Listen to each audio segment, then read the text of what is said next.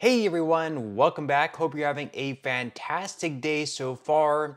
So we have a big announcement coming up next month from the Social Security Administration. They're going to be coming out with what the next increase is going to be for all Social Security beneficiaries across the board, whether you're a retiree, whether you receive SSI benefits, or whether you receive SSDI benefits. And yesterday we had a new projection come out from the Senior Citizens League. Today I'm going to be coming out with my own personal prediction and how I came to that conclusion. But before we go ahead and dive into the main content of today's video, if you would like to receive up to $200 in free stock or $200 in free cash, in a pinned comment below I will be leaving a link to Robinhood. All you have to do is once you click on that link is just sign up for a free account and then simply link your bank account. You do not even have to make an opening deposit. At that point in time, Robinhood will be sending you one free stock worth all the way up to $200. And if you'd rather just have the cash, all you have to do is once you receive the free stock, is just sell it for what it's worth and then transfer the cash value right back to your bank account.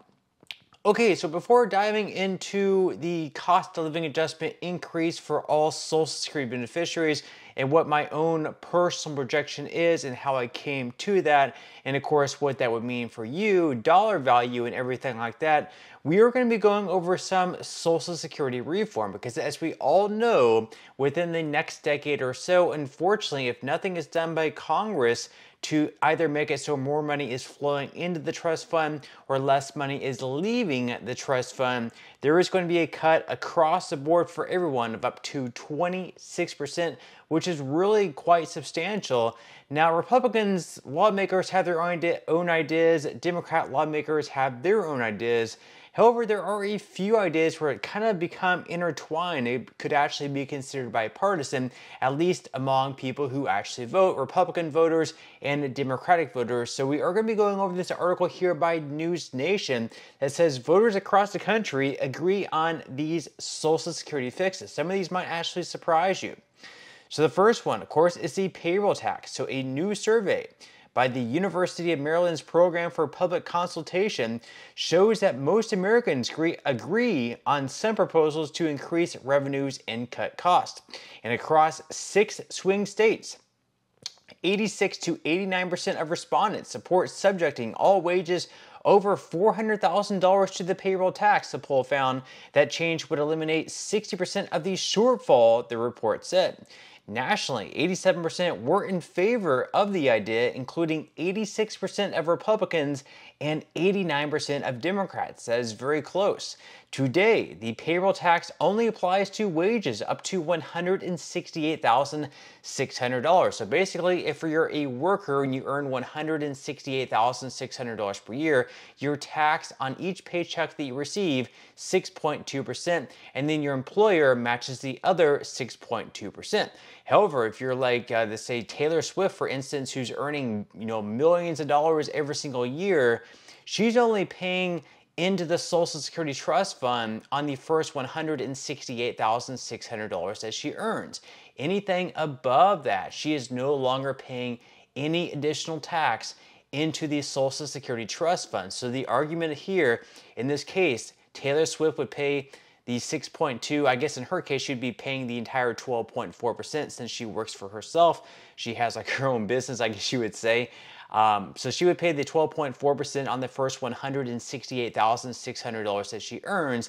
Then she would pay nothing between $168,600 and $400,000, and then anything above $400,000, which is quite a bit of money for her, would once again be subjected to that 12.4% tax, which would then go into the trust fund. So obviously there would be a lot more money flowing into the trust fund with this idea, and we can see that 86% of Republicans agree with it, 89% of Democrats. So this is one idea that they could potentially pass through Congress.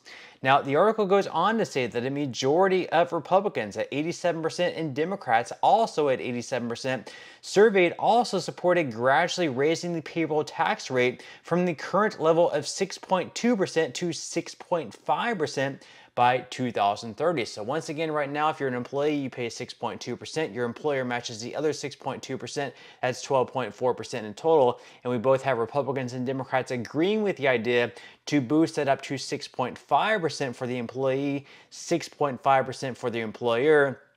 Or in the case that you're self-employed, you would be paying, I guess in that case, you'd be paying 13% instead of 12.6%. So that would be another change taking place there.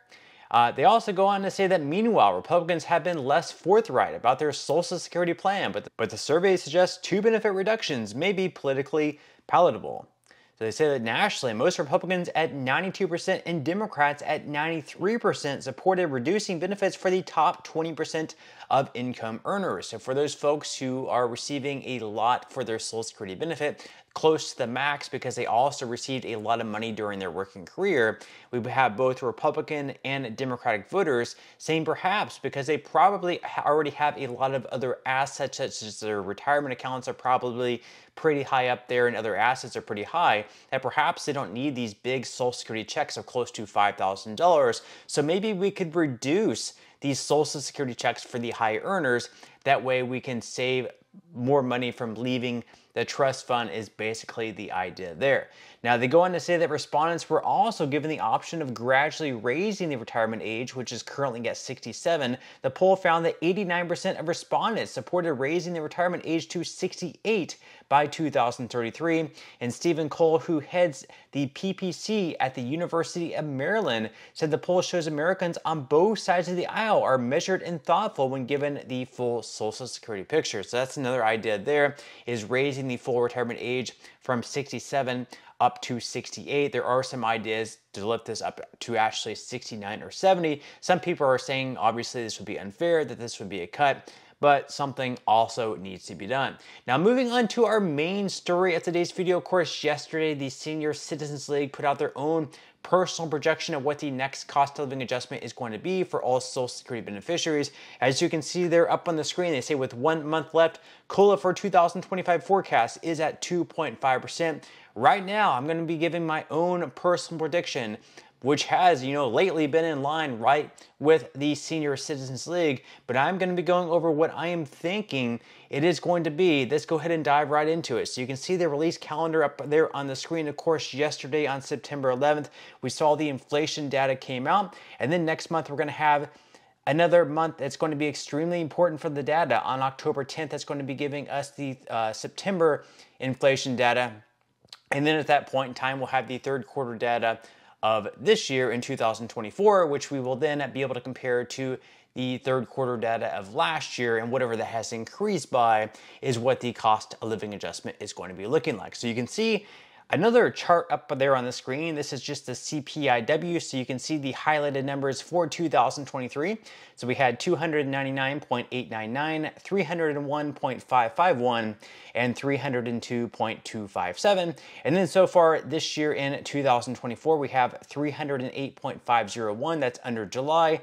And then under the recent update yesterday, the CPIW shows up there 308.640. So we have 1 month left to go, and if we add up all the numbers from last year, the 299.899 plus the 301.551 plus the 302.257, they came out to 903.707.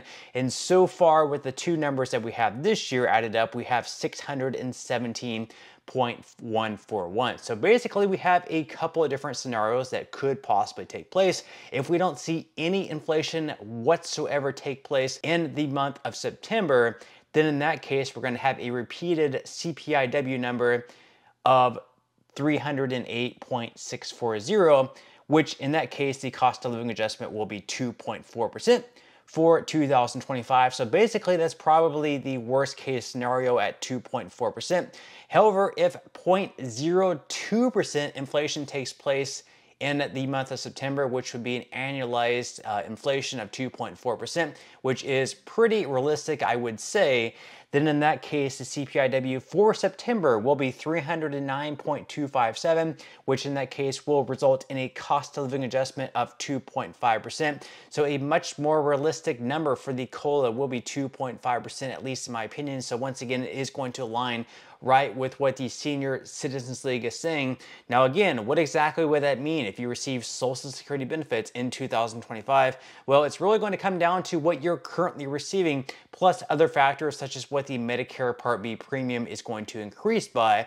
But as you can see up there on the screen, the max benefit for SSI individuals this year in 2024 is $943 with a 2.5% increase. You would see a boost of $24 monthly up to $967.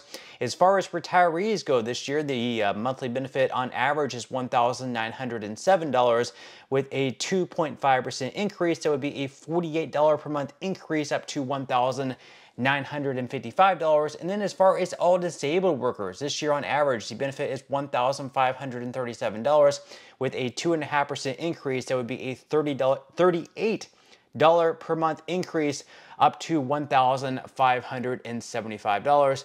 So again, leave your thoughts and comments below. What would you think about a 2.5% COLA? Would you be happy with it? Would you be dissatisfied? Would it be right somewhere in the middle? Leave your thoughts and comments below. I would definitely love to read them. But that's all we have for today's video. I certainly hope you enjoyed and found value out of it. And I will see you in the next one.